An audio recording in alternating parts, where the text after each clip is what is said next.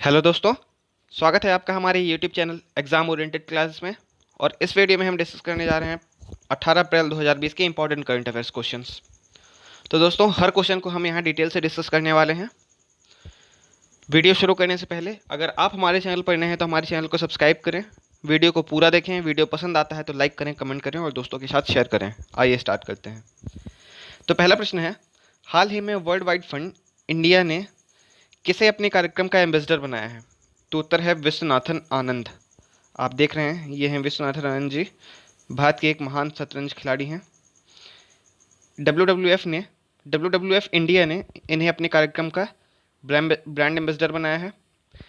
W India की स्थापना नवंबर 1969 में की गई थी और इसके भारत में अपने संरक्षण के 50 वर्ष पूरे करने के उपलक्ष्य में इसने विश्वनाथन आनंद जी को अपना ब्रांड एम्बेसडर घोषित किया है, ताकि भारत में और अधिक पर्यावरण संबंधित जागरूकता लाई जा सके। बात आई डब्ल्यू की, तो डब्ल्यू का मुख्यालय है ग्लैंड, स्विट्जरलैंड में।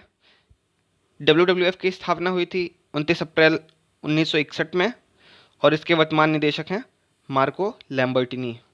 चलते हैं अगले प्रश्न की ओर। अच्छा, उससे पहले हम बात करते हैं विश्वनाथन आनंद की। तो विश्वनाथन आनंद जी से एक बहुत ही इम्पॉर्टेंट क्वेश्चन एग्जाम में पूछा जाता है। विश्वनाथन आनंद जी राजीव गांधी खेल रत्न पुरस्कार प्राप्त करने वाले पहले व्यक्ति थे। तो ये क्वेश्चन अक्सर एग्जाम में पूछा जाता है। वर्ष 2018 में एमपीपीएससी के एग्जाम में भी पूछा गया था, तो आपको इसमें ध्यान देना है। चलते हैं अगले प्रश्न की ओर। हाल ही में विश्व हीमोफीलिया दिवस कब मनाया गया? तो इसका उत्तर है 17 अप्रैल। तो प्रतिवर्ष 17 अप्रैल को विश्व हीमोफीलिया दिवस मनाया जाता है।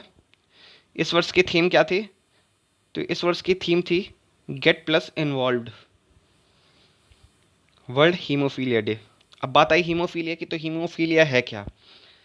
तो हीमोफीलिया एक आनुवांशिक रोग है जिसमें मनुष्य के शरीर में रक्त का थक्का जमने की क्षमता कम हो जाती है और साधारण सी चोट लगने पर भी काफ़ी अधिक रक्त का स्राव होने लगता है। इस बीमारी के कैरियर फीमेल होती हैं और जबकि इससे पीड़ित पुरुष होते हैं, मेल होते हैं। इससे भी एक बहुत ही इंपॉर्टेंट क्वेश्चन एग्जाम में पूछा जाता है कि हीमोफीलिया से ग्रसित होने वाले यह पहले वाहक के रूप में लक्षण किस में पाए गए थे? तो इंग्लैंड की महारानी विक्टोरिया, जिनके 9 बच्चों में से 3 बच्चों में इन्होंने एक कैरियर के रूप में इसको पास कर दिया था। चलते हैं अगले प्रश्न की ओर। हाल ही में भ्रष्टाचार की रिपोर्टों के चलते IWF यानी इंटरनेशनल वेट लिफ्टिंग फेडरेशन के प्रमुख ने इस्तीफा दे दिया है। तो ये जो प्रमुख थे, इनका नाम क्या है? तो इसका उत्तर है तमस अजान। ये हैं तमस अजान जी। इन्होंने IWF के प्रमुख के पद से इस्तीफा दे दिया है। इन पर आरोप था डोपिंग और भ्रष्टाचार संबंधित। हालांकि इनका कैरियर IWF के साथ बहुत ही लंबा रहा है, लगभग 40 वर्षों तक इन्होंने IWF में अपनी सेवाएं दी थी। फिर भी भ्रष्टाचार और डोपिंग के आरोपों के चलते इन्होंने इस्तीफा दे दिया और इनका इस्तीफा स्वीकार कर लिया गया है। अब वर्तमान में अमेरिका की उर्सुला पापंड्रिया कार्यवाहक अध्यक्ष के रूप में संस्था का नेतृत्व करेंगी। अब बात आई IWF यानी इंटरनेशनल वेट लिफ्टिंग फेडरेशन की। तो इसकी स्थापना कब हुई थी? 1905 में और इसका मुख्यालय है बुडापेस्ट, हंगरी में। चलते हैं अगले प्रश्न की ओर। हाल ही में चीन के होंगझोउ में होने वाले 2020 एशियाई पैरा खेलों का शुभंकर क्या चुना गया है? तो आपको पता हो कि वर्ष 2022 में चौथे एशियाई पैरा खेलों का को खेला जाना है। इनका आयोजन होने वाला है और इसके लिए फेई ये है फेई, इसे शुभंकर के रूप में चुना गया है। तो फेई है क्या? फेई लियांगजो संस्कृति के दैवीय पक्षी से प्रेरित है। इसमें पहला फेई उड़ते हुए पक्षी और मानव की समावेशिता यानी प्रकृति और मानव समाज की समावेशिता को दर्शाता है, जबकि दूसरा फेई शब्द अपनी कमजोरी पर काबू पाने के लिए एथलीटों के मानसिक परिश्रम को दर्शाता है। चौथे एशियाई पैरा खेलों का आयोजन 9 से 15 अक्टूबर 2022 तक किया जाना है, जिसमें कुल 22 खेल आयोजित किए जाएंगे। ध्यान देने वाली बात यह है कि इस बार ताइक्वांडो और पैरा कैनोइंग को पहली बार इन खेलों में शामिल किया गया है। तो चलते हैं अब अगले प्रश्न की ओर। हाल ही में किस राज्य सरकार ने होम डिलीवरी सेवा शुरू करने के लिए सीजी हार्ट वेबसाइट लॉन्च की है? तो इसका उत्तर है छत्तीसगढ़। और ये काफ़ी आसान था बताना, क्योंकि सीजी का फुल फॉर्म ही छत्तीसगढ़ है और हाट का मतलब है बाजार। तो इस नाम से वेबसाइट छत्तीसगढ़ सरकार ने शुरू की है। इसके द्वारा लोगों को फलों और सब्जियों की होम डिलीवरी की सुविधा दी जाएगी। अब बात आई है छत्तीसगढ़ की। तो छत्तीसगढ़ की राजधानी है, लिखना हम भूल गए यहाँ पे, सॉरी, रायपुर। आप नोट कर लीजिएगा, छत्तीसगढ़ की राजधानी है रायपुर। मुख्यमंत्री हैं वर्तमान में भूपेश बघेल जी, जो कि कांग्रेस पार्टी से हैं। राज्यपाल हैं अनुसुईया उइके जी। छत्तीसगढ़ से लोकसभा सीटों की संख्या है 11 और राज्यसभा सीटों की संख्या है 5। छत्तीसगढ़ का हाई कोर्ट स्थित है बिलासपुर में, बिलासपुर छत्तीसगढ़ में। अब बात आई छत्तीसगढ़ की, तो उसकी लोकेशन भी हम देख लेते हैं। इंडिया के मैप में ये है छत्तीसगढ़, ये येलो कलर से डिनोटेड है। अब इसके जो टचिंग स्टेट्स हैं, जो बॉर्डर शेयर करने वाले स्टेट्स हैं, हम उनको भी देख लेते हैं। तो इधर है उड़ीसा, इधर है झारखंड, इधर से यूपी भी टच करता है, इधर एमपी का काफ़ी हिस्सा टच करता है। एमपी से तो विभाजित ही हुआ था छत्तीसगढ़। 1 नवंबर 2000 को छत्तीसगढ़ की स्थापना हुई थी, ये भी ध्यान देना है। वर्ष 2000 में 3 राज्यों की स्थापना हुई थी, छत्तीसगढ़, उत्तराखंड और झारखंड। 1 नवंबर 2000 को छत्तीसगढ़ की, 9 नवंबर 2000 को उत्तराखंड की और 15 नवंबर वर्ष 2000 को झारखंड की। अच्छा, हम बॉर्डर शेयरिंग स्टेट्स देख रहे थे, तो देखा हमने उड़ीसा, झारखंड, उत्तर प्रदेश, मध्य प्रदेश, इधर है महाराष्ट्र, तेलंगाना और आंध्र प्रदेश का भी थोड़ा सा हिस्सा छत्तीसगढ़ को टच करता है। चलते हैं अगले प्रश्न की ओर। तो अप्रैल 2020 में भारतीय क्रिकेट टीम के किस खिलाड़ी को दुबई स्थित क्रिकेट एकेडमी, जिसका नाम है क्रिक किंगडम, का ब्रांड एम्बेसडर नियुक्त किया गया है? तो इसका उत्तर है रोहित शर्मा। तो हाल ही में 15 अप्रैल को रोहित शर्मा जी को, जो कि भारतीय क्रिकेट टीम के खिलाड़ी हैं, उन्हें दुबई स्थित एक क्रिकेट एकेडमी, जिसका नाम है क्रिक किंगडम, इसका ब्रांड एम्बेसडर नियुक्त किया गया है। एकेडमी का नाम आपको ध्यान रखना है, क्रिक किंगडम कहाँ स्थित है? दुबई में। ब्रांड एम्बेसडर किसको बनाया गया है? तो रोहित शर्मा जी को। रोहित शर्मा इंडियन टीम के एक अच्छे खिलाड़ी हैं, बहुत अच्छे खिलाड़ी हैं, और इनका हाईएस्ट स्कोर 264 रन है, जो कि अंतर्राष्ट्रीय वनडे मैचों में किसी भी एक प्लेयर का सर्वोच्चतम हाई स्कोर है। और रोहित शर्मा जी का एक और रिकॉर्ड है कि अंतर्राष्ट्रीय वनडे मैचों में 3 दोहरे शतक लगाने वाले विश्व के एकमात्र खिलाड़ी हैं। इसके अलावा अन्य कई सारे रिकॉर्ड्स रोहित शर्मा जी के नाम हैं, जैसे कि 150 8 बार से अधिक 150 रन से ज़्यादा बनाने वाले खिलाड़ियों में से हैं, और सबसे ज़्यादा चौका मारने वाले खिलाड़ियों में ये पहले नंबर पे हैं। तो इसी तरह कई सारे रिकॉर्ड हैं, उन पे हम अलग से बात करेंगे। चलते हैं अगले प्रश्न की ओर। हाल ही में आरवे भुसकुटे जी का निधन हो गया है, वे कौन थे? तो इसका उत्तर है स्वतंत्रता सेनानी। ये है आरवे भुसकुटे जी। ये एक स्वतंत्रता सेनानी थे जिन्होंने भारत छोड़ो आंदोलन, क्विट इंडिया मूवमेंट में भाग लिया था।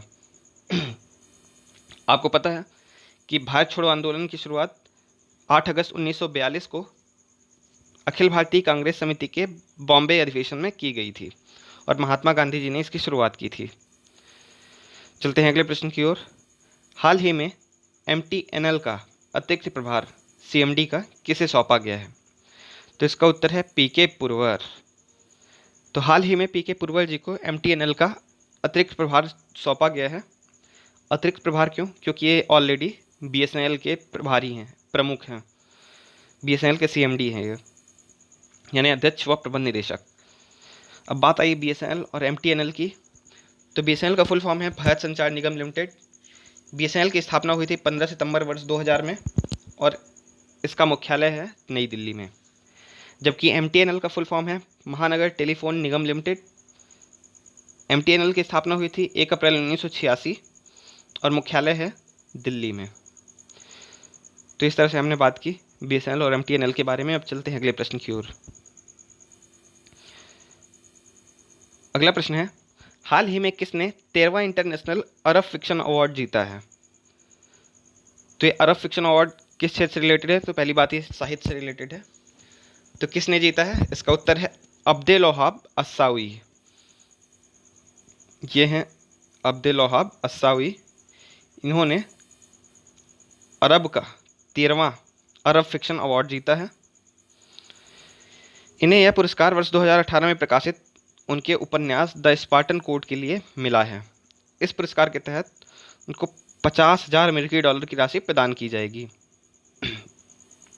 अब अरब फिक्शन अवार्ड के बारे में कुछ जान लेते हैं। तो यह पुरस्कार अरब जगत में दिया जाने वाला सबसे प्रतिष्ठित और महत्वपूर्ण साहित्यिक पुरस्कार है। यह आपको ध्यान देना है, साहित्यिक पुरस्कार है। यह पुरस्कार लंदन के द बुकर प्राइज फाउंडेशन के सहयोग से दिया जाता है, जिसे संस्कृति और पर्यटन विभाग अबू धाबी द्वारा वित्त पोषित किया जाता है। चलते हैं अगले प्रश्न की ओर। तो हाल ही में कौन सा ऐप 5 करोड़ डाउनलोड तक पहुंचने वाला दुनिया का सबसे तेज ऐप बन गया है? तो इसका उत्तर है आरोग्य सेतु ऐप। भारत सरकार इसे डाउनलोड करने के लिए भारतवासियों को प्रेरित कर रही है और बहुत ही ज़रूरी है, क्योंकि ये कोरोना वायरस पेशेंट्स की ट्रैकिंग करता है।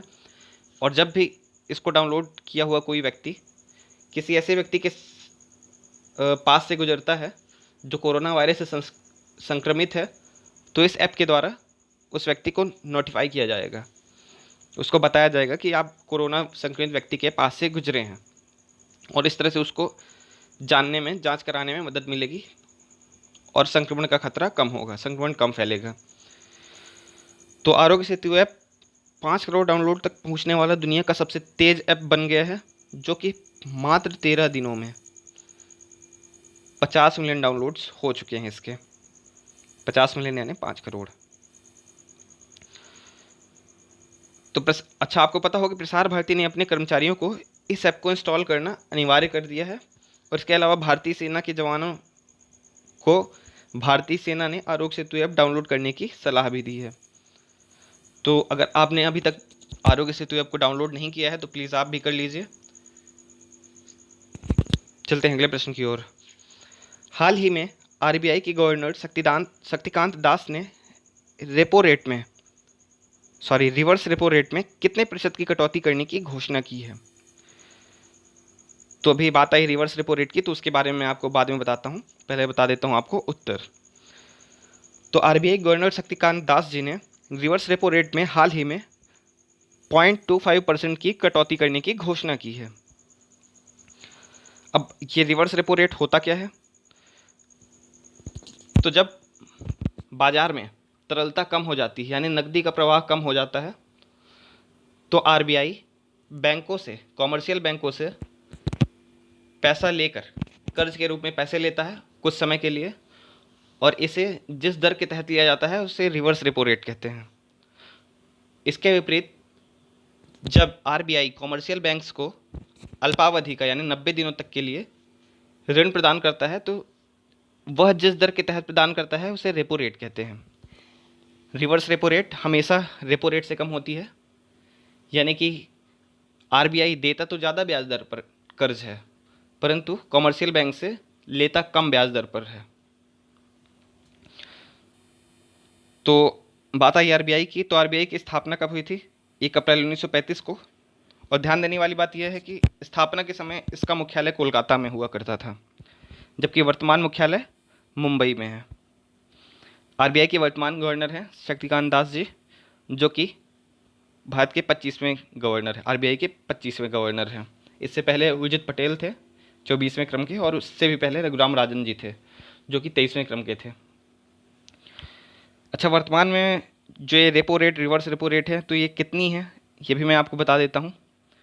तो रेपो रेट है 4.4%, रिवर्स रेपो रेट अब हो गई है 3.75%, बैंक रेट है 4.65%, और MSF है यानी मार्जिनल स्टैंडिंग फैसिलिटी है 4.65%। तो कभी कभी ये भी एग्जाम में डायरेक्ट पूछ लिया जाता है कि वर्तमान में रेपो रेट कितनी है या रिवर्स रेपो रेट कितनी है, तो ये भी आपको याद कर लेना है।